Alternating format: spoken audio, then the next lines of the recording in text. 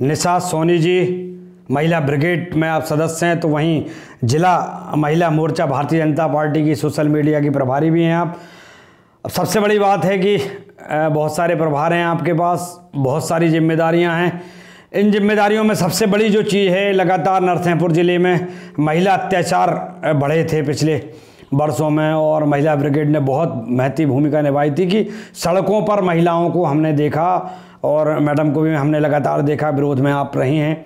आपकी पूरी ब्रिगेड ने सड़क जाम जैसी स्थिति भी नरसिंहपुर ज़िले में की थी, तो ये कहीं ना कहीं बहुत बड़ी बात है। और उसी के परिणाम स्वरूप पुलिस प्रशासन को सक्रियता दिखाते हुए तत्काल उन आरोपियों को धर दबोचना पड़ा, इतना प्रेशर था महिला ब्रिगेड का।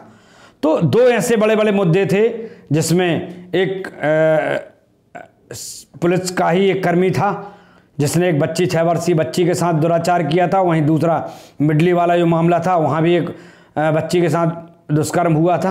लगभग दोनों की उम्र सेम बताई जा रही है। और सबसे बड़ी बात यह है कि उनकी गिरफ्तारी के बाद चालान पेश किया गया, और उस चालान पेश में 6 माह के अंदर उनको माननीय न्यायालय द्वारा फांसी की सज़ा सुनाई गई। तो हम आज मैडम से पूछेंगे, सोनी मैडम से, कि उनको कैसी अनुभूति हो रही है, ऐसे दुराचारियों को फांसी की सज़ा मिली है, आप कैसा महसूस कर रही हैं, और ये जो सोच है, ये विचारधारा है जो दूषित प्रदूषित होते चली जा रही है, उस पर कैसे लगाम लगना चाहिए? नमस्कार। सबसे पहले तो मैं आपका बहुत बहुत धन्यवाद करना चाहूँगी कि आपने मुझे अपने स्टूडियो में बुलाया, और इस बहुत ही ज्वलंत मुद्दे पे आपने मुझे कुछ बोलने का मौका दिया। तो निश्चय ही ये जो 2 घटनाएं हमारे ज़िले में हुई, बहुत ही शर्मनाक घटनाएं थी। और चूँकि हम लोग छोटे शहर से हैं, अपना नरसिंहपुर शहर बहुत बड़ा नहीं है, और यहाँ ऐसी घटनाएं होना, तो ऐसा फील हो रहा था कि जैसे हम लोग कोई बहुत बड़े मेट्रो सिटी में रह रहे हों, कि ऐसी घटनाएं, ऐसी दुराचारी घटनाएं हम लोग बड़े शहर में सुनते थे कि ऐसा हुआ, और नरसिंहपुर में होना थी, ये बहुत बड़ी शर्म की बात थी। और नरसिंहपुर ज़िले के पूरे वासियों के लिए जो काफ़ी माना जाता है कि काफ़ी व्यवहारिक और काफ़ी मतलब जिनमें नैतिकता बहुत अच्छी है, यहाँ पर ऐसी मेरी सोच है कि नरसिंहपुर वासियों में नैतिकता बहुत है और भाईचारा की भावना रखते हैं। और यहाँ पे ऐसी घटनाएं हुई तो ये बहुत ही शर्म की बात थी, और इसके लिए पूरा नरसिंहपुर, पूरा महिला समाज और पुरुष वर्ग भी हमारे साथ में काफ़ी सहयोग रहा। तो उनका बहुत सहयोग था कि, और हम लोग को ये आक्रोश था हमारे मन में कि मतलब इतनी छोटे शहर में ऐसी घटना होना तो बहुत ही खतरे की बात भी है, और पूरे समाज के लिए बड़ा एक वायरस जैसा सिस्टम था कि एक घटना को बढ़ावा मिलता है तो उससे दूसरी घटना, दूसरे जो आपराधिक किस्म के व्यक्ति होते हैं उनमें भी हौसला बढ़ता है उनका। तो इसके लिए ज़रूरी था कि विरोध हो, और विरोध के लिए महिलाओं ने, हम लोग एक संगठन बनाया, और हम लोगों ने फिर ये विचार किया कि हमें इसका विरोध करना है और इसका सड़कों पर आंदोलन करना है।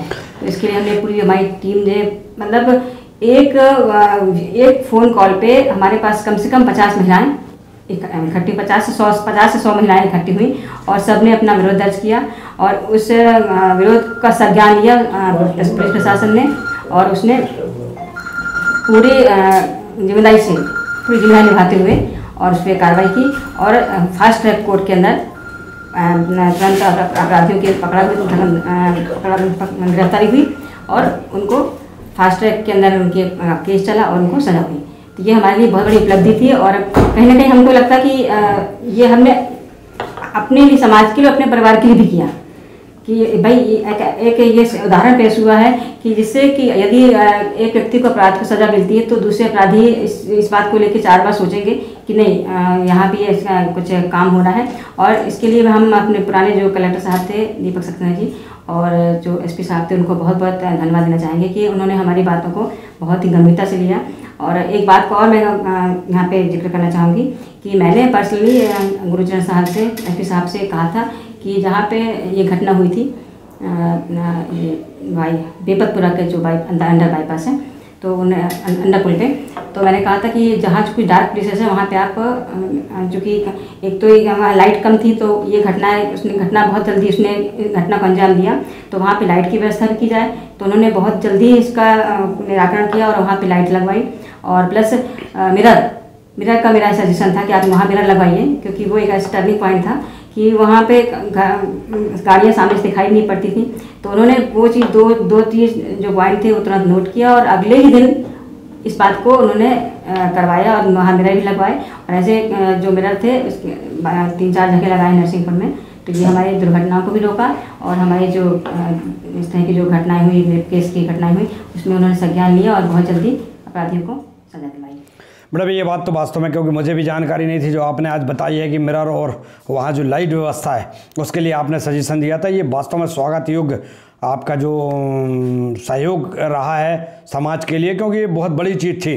और वो जो वहाँ लगे थे तो सभी ने इस बात के लिए तारीफ़ की थी कि एक अंधकारमय क्षेत्र था, वहीं दूसरी ओर कि दुर्घटना स्थल बनता चला जा रहा था, नज़र नहीं आता था आर पार, लेकिन आज वहाँ उससे हमें बहुत सहूलियत मिली है। तो इसके लिए कम से कम आपकी इतनी जागरूकता के लिए हम धन्यवाद देंगे रेड अलर्ट परिवार। लेकिन आगे भी हम चाहेंगे कि क्योंकि ये तो 6 वर्ष की बच्चियाँ थीं, कुछ विकृतियाँ बढ़ते चली जा रही हैं मानव स्वभाव में से। पूर्व में भी हम जाते हैं तो भी ये स्थितियाँ बनी रही हैं, लेकिन अभी भी क्या कुछ फैशन का दौर होता है, उस दौर से भी मैडम कोई फ़र्क पड़ता है कि जैसे बच्चियों, कई बार ऐसी चर्चाएं होती हैं कि बच्चियों को दबाया जाता है कि ऐसे कपड़े ना पहनो, होंसा ना चलो, होंसा ना फिरो, तो इससे क्या फ़र्क पड़ता है?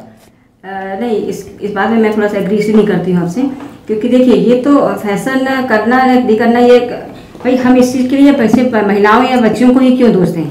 क्या हम अपने बच्चों पे संस्कार नहीं डाल सकते क्या? या जो मानसिक प्रकृति के जो लोग हैं, जो इस तरह की घटनाओं को अंजाम देते हैं, क्या उनके घर में बेटियां नहीं होती? क्या वो अपने घर में जो बेटियां हैं या बच्चियां हैं उनको क्या पूरे कवर कपड़े बनाते हैं क्या? तो ये तो नहीं, रेड अलर्ट इस बात को नहीं कर रहा है कि ऐसा होना चाहिए। ये आपको सोच के बारे में बता रहा हूँ कि कुछ लोगों की ये सोच है कि शायद जो पहनावा है उससे भी ये बातें आती, तो ये हम जानना चाह रहे हैं आपसे, क्या ऐसा भी होता है? नहीं, ऐसा तो नहीं है, मेरे ख्याल से तो ऐसा होना भी नहीं चाहिए, क्योंकि पहनावे का ऐसा कोई बहुत फर्क नहीं पड़ता। यदि आपकी सोच अच्छी है तो आपको पहनावे से फर्क नहीं पड़ता। ये तो मानसिक विकृति है। और व्यक्ति अब पहनावे की बात करें तो क्या वो 6 साल की जो लड़की थी उसके पहनावे में क्या सवाल नहीं उठता? वो उसने ऐसा क्या कपड़ा पहना हुआ था कि उसको ये तो मानसिक विकृति है, मानसिक रोग है व्यक्ति के मन में, और जो ऐसी घटनाओं को अंजाम देते हैं। क्या कहीं मैडम ऐसे जो विकृत मानसिकता के लोग हैं उनको, क्योंकि सरकार चाहे तो जो चाहे वो कर सकती है, या प्रशासन चाहे तो ऐसे कुछ लोग जिस प्रवृत्ति के होते हैं, तो क्या उनको समाज से उनकी दूरियां आवश्यक हैं वर्तमान परिवेश में? देखिए, ये समाज से दूर होने का सिस्टम नहीं है। एक्चुअली जो व्यक्ति जिसने घटना को अंजाम दिया वो व्यक्ति खुद ही एक साधारण व्यक्ति था, उसकी खुद की बेटी भी थी। लेकिन ये कुछ ये जो आया है, जानकारी मिली है कि वो व्यक्ति नशे में था। तो हमारे शहर में जो नशे की प्रवृत्ति है, नशे से एक व्यक्ति की मानसिकता सोच होती है, वो एकदम उसकी सोचने समझने की शक्ति खत्म होती है। तो वो उस वक्त ये नहीं देख पाता कि मैं अच्छा कर रहा हूँ या बुरा कर रहा हूँ। तो उस चीज़ को कहीं ना कहीं नशा जो है, इस घटना को पूरे घटनाक्रम में नशे का सबसे बड़ा कारण था, जिसकी वजह से उसकी सोचने समझने की शक्ति खत्म हुई। क्योंकि वो व्यक्ति जिस बच्ची के साथ उसने रेप किया, उसी उम्र की उसकी खुद की बच्ची भी थी। उस वक्त उसको ये दिमाग में ये नहीं आया कि मैं जो कर रहा हूँ वो गलत कर रहा हूँ या सही कर रहा हूँ। उसकी सोचने समझने की शक्ति जो है खत्म हो चुकी थी। तो कहीं ना कहीं कारण हुआ नशा उसके बहुत बड़ा कारण था। तो कहीं ना कहीं अपन को सभी को समाज में नशे की मुक्ति के लिए, नशे के विरोध में कुछ जागरूकता का प्रोग्राम चलाने चाहिए। कुछ उनको कहना चाहिए कि नैतिक शिक्षा भी देनी चाहिए कि हम अपना और अपने पराये में फर्क समझें, गलत अच्छे बुरे में भी फर्क समझें कि हम जो कर रहे हैं वो हम अपने दिमाग को कंट्रोल करके काम करें। ये सब चीज़ें भी कुछ जागरूकता के अभियान चलाने चाहिए, जिसमें प्रशासन है, सामाजिक संस्थाएं हैं, ये आपस में मिलकर काम करें तो हो सकता है कुछ बेहतर परिणाम आ सकते हैं। मैडम क्या कहेंगे, डॉक्टर अनंत दुबे हैं, उन्हें कहीं ना कहीं एक आइकॉन के रूप में भी देखा जाता है। नशा मुक्ति अभियान उनका जो बड़े लंबे समय से चल रहा है, तो क्या लगता है वो नशा मुक्ति अभियान में आप लोगों की यदि सहभागिता और मिलती है तो और उसे बल मिलेगा, तो क्या लगता है कि आप लोगों को भी अब खड़ा होने की आवश्यकता आने पड़ी है कि नशा मुक्ति जो अभियान है उसको बल मिले और आप लोग भी एक समर्थन के साथ उस मुहिम में आगे बढ़ें? बिल्कुल, नशा मुक्ति के लिए तो हम चाहते हैं कि हम डॉक्टर साहब के साथ में जुड़ के काम करें और महिला शक्ति के साथ पूरी तरह से सहयोग करेगी, क्योंकि नशा ही सबसे सारे अपराधों की जड़ होती है। नशे के बाद में व्यक्ति की सोचने समझने की शक्ति तो खत्म हो जाती है। प्लस हमारे नरसिंहपुर में नशे की लिमिट भी, मतलब लिमिट से ज़्यादा नशा हो रहा है। सुना है कि यहाँ पर दारू शराब के अलावा भी कुछ नशे हैं जो स्मैक है, स्मैक चरस का बहुत सब गांजा है, स्मैक है, चरस है, सभी हब बनते आ रहा है। बिल्कुल बिल्कुल। ये जो नए बड़े बड़े शहर में हुक्का बार की जो सुनते थे वो इस तरह का नरसिंहपुर में भी घटना है। हर होटल में लगभग शराब के हाँ बार हो गए हैं। चीजें भी वो व्यक्ति के अपराध को बढ़ावा देती हैं। व्यक्ति जो है बेदारी में के कारण नशे भी करता है, जो उसके नशे की पूर्ति के लिए फिर उसको चोरी करना भी है, उसको अपराध भी करना है और उसकी नैतिक पतन उसका होता जा रहा है। तो हम चाहते हैं कि डॉक्टर साहब के लिए ऐसे अभियान में हम महिलाएं भी साथ देना चाहते हैं और पूरा प्रशासन का सहयोग चाहते हैं, पूरा मीडिया वालों का साथ चाहते हैं कि इस प्रोग्राम को, इस अभियान को बहुत जोर से चलाया जाए और कहीं ना कहीं नशे पे कंट्रोल किया जाए। मैडम शासन प्रशासन की यदि बात करते हैं तो एक सबसे बड़ी बात निकल के आती है कि ये नरसिंहपुर जिला है मध्य प्रदेश का। जब मुख्यमंत्री शिवराज सिंह चौहान जी 2005 के लगभग मेरे ख्याल से बात होगी कि नरसिंहपुर जिले के नए गाँव से नशा मुक्ति अभियान की शुरुआत का आगाज हुआ था, यही वो नरसिंहपुर जिला है और यही वो आज नया गांव है, यही वो उमरिया है, यही वो धमना गांव है। आज वहाँ बर्तन को लोग तरस रहे हैं, घर से बर्तन बिक गए, गाड़ियाँ बिक गई, महिलाओं के जेवर बिक गए और वहाँ स्मैक, गांजा, अफीम या अन्य जितनी भी नशीली पदार्थ होते हैं वो बहुत आधा संख्या में वहाँ पर चल रहे हैं। और आज की स्थिति ये है कि वहाँ का जो रहने वाले लोग हैं वो बेहद गरीबी का जीवन जीने के लिए मजबूर हैं। तो शासन प्रशासन तो अपनी जगह है, जो क्योंकि उनको तो अपने मुझे लगता है जो टास्क मिलती है वो पूरा करना वो अपनी जिम्मेदारी समझते हैं। और हमारी और आपकी नैतिक जिम्मेदारी ये है कि जन जागृति के साथ हम यदि निकल के खड़े होते हैं तो मुझे लगता है कुछ सार्थक परिणाम मिल पाएंगे। उसके बाद शासन और प्रशासन का खड़ा होना मजबूरी होगी, क्योंकि जनता जनार्दन से बड़ा कोई नहीं हो सकता। बस आपको और हमको अपने